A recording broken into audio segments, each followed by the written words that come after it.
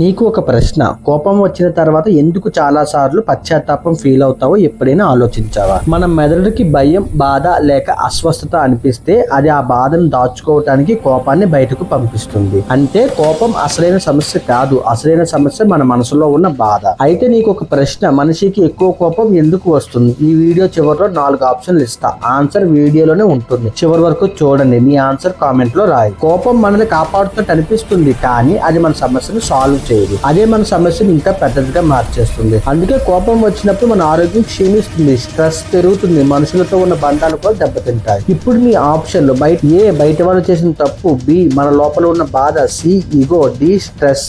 సైకాలజిస్టులు చెబుతారు, మనకు వచ్చే కోపంలో 90% కోపం అసలు బయట వాళ్ళపైనే కాదు, మన లోపల ఉన్న బాధపై. ఇలాంటి నిజమైన సైకాలజీ మిస్టరీలు కావాలంటే ఆస్క్ మిస్టరీస్ ఇన్ తెలుగుని సబ్స్క్రైబ్ చేయండి, మర్చిపోవద్దు. పక్కనే ఉన్న బెల్ ఐకాన్ క్లిక్ చేసి యాక్టివేట్ చేసి పెట్టుకోండి.